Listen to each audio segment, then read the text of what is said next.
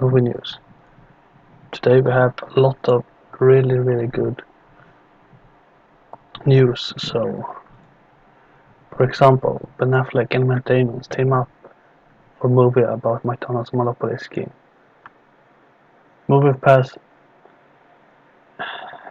compares itself to Uber in the bizarre press release, and Matt's offer update on the Batman confirms it's not based on Year One, and more. Disney has stellar remorse over Star Wars broadcast right and wants them back. So let's jump right into it. So we start off with the article that Variety reports. Ben Affleck and Matt Damon team up for a movie about McDonald's monopoly scheme. Fox is developing how an ex-cop rigged McDonald's monopoly scheme game and stole millions as a movie with Ben Affleck attached to direct and Matt Damon starring. The studio want the movie rights to Jeff Mayer's true crime story, recently published in the Daily Beast, which detailed how ex-cop Jeremy Paul Jacobson rigged the McDonald's Monopoly game in 2001, allegedly stealing millions of dollars. Damon and Affleck will produce through their Pearl Street company. The Deadpool writing team of Paul Wernick and Rhett Reese has been hired to write the script.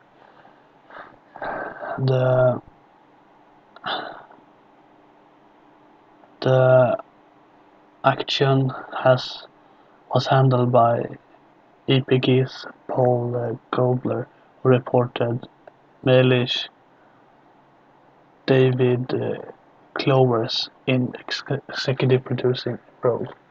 The story starts by describing how Michael Hoover claims he had won the $1 million grand prize and collecting Monopoly prizes, and the camera crew was dispatched to his home in Rhode Island.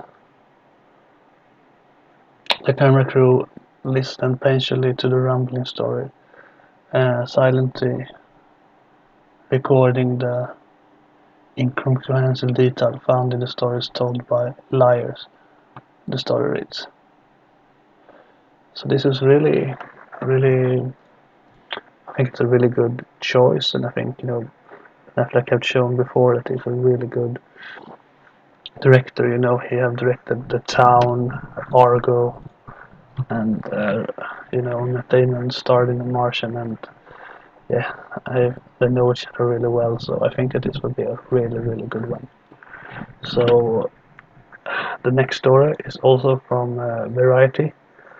MoviePass compares itself to Uber in bizarre press release.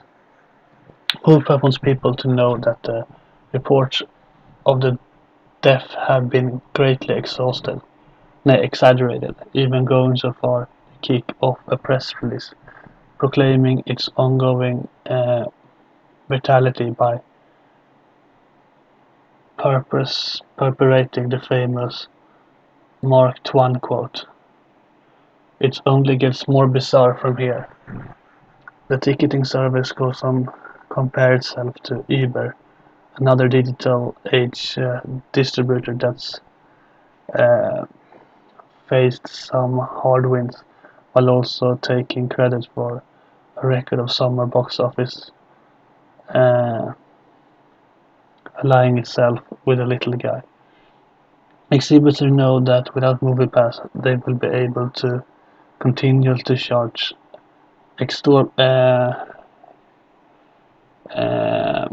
really high prices for the theater tickets and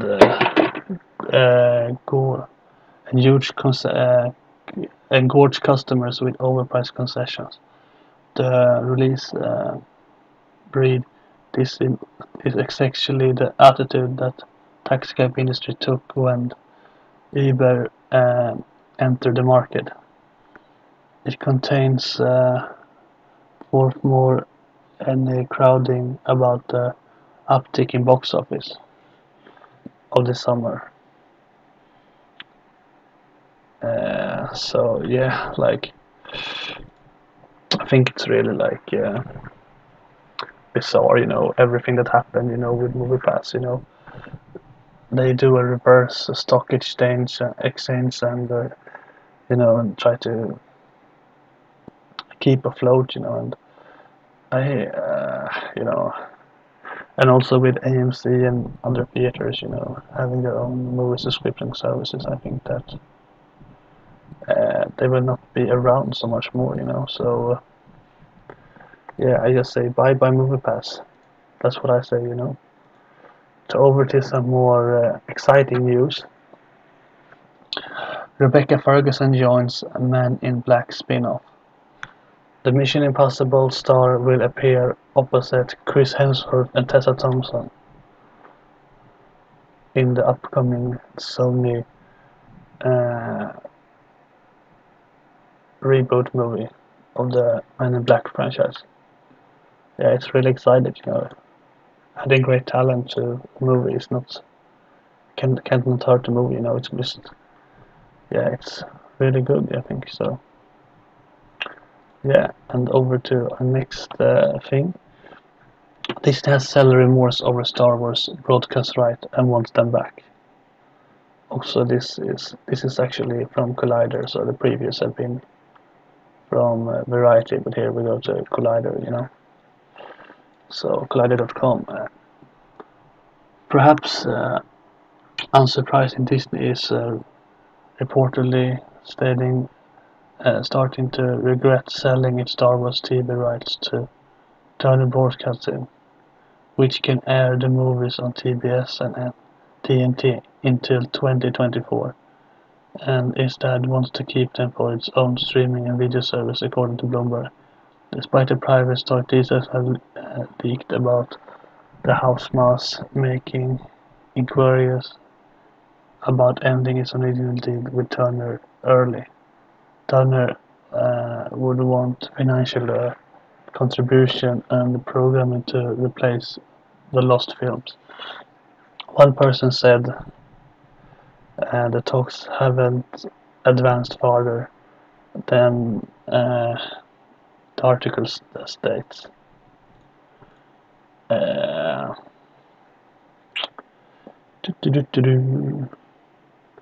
Disney was hoping to make the Star Wars movie the bedrock of its new streaming service, which would also offer original program alongside its back catalogue of TV and movies.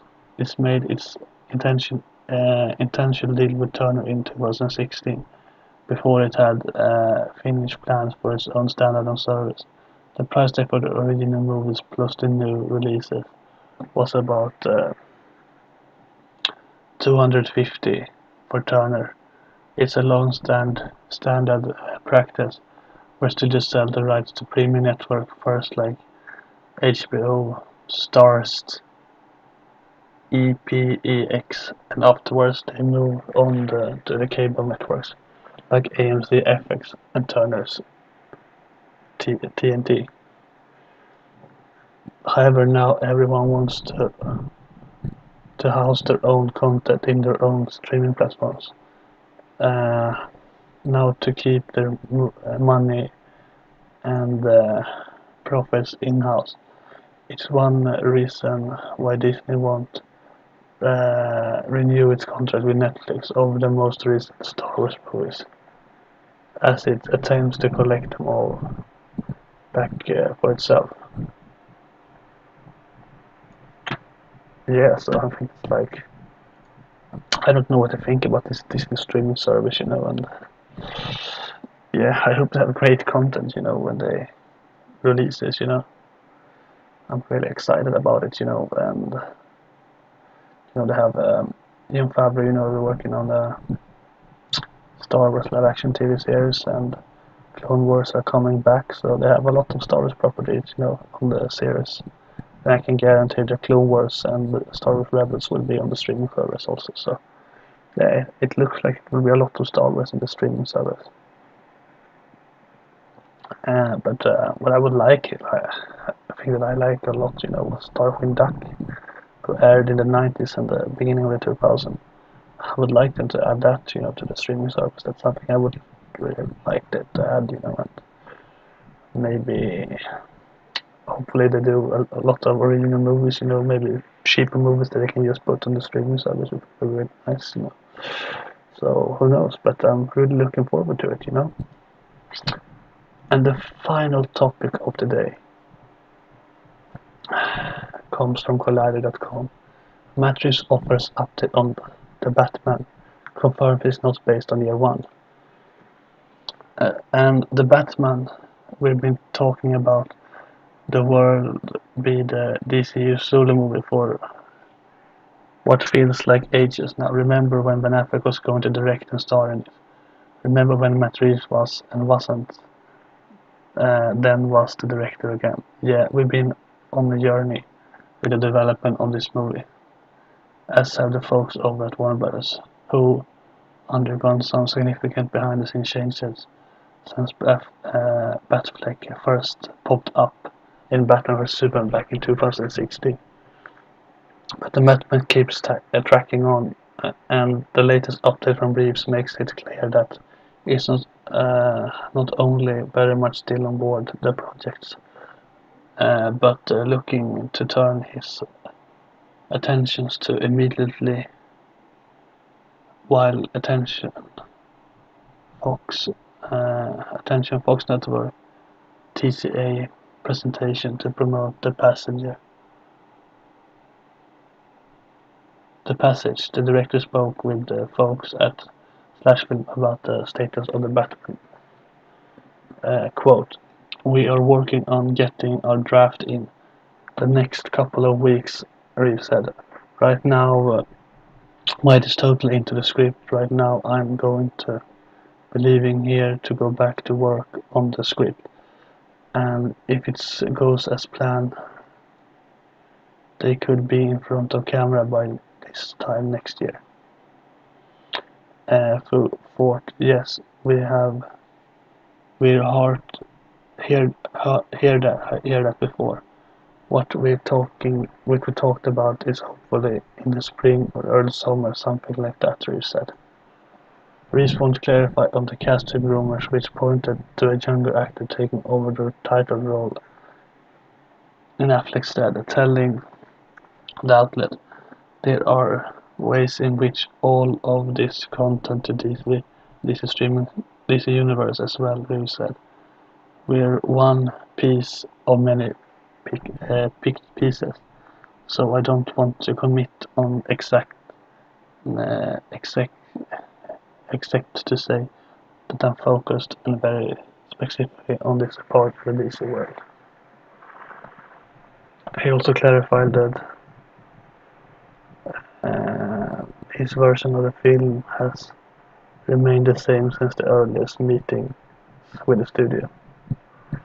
Reeves also addressed the rumor that the Batman was based on Frank Miller's celebrated Batman Year One, was famously, which he said that it's not. So yeah, I'm really looking forward to this. So thank you for watching, and don't forget to like and subscribe. And see you in the next time. Oh, before I forget, if you like the content I'm providing, you can check out my Patreon and see if it's something for you. If you want to support this channel and become a Patreon. So thank you, and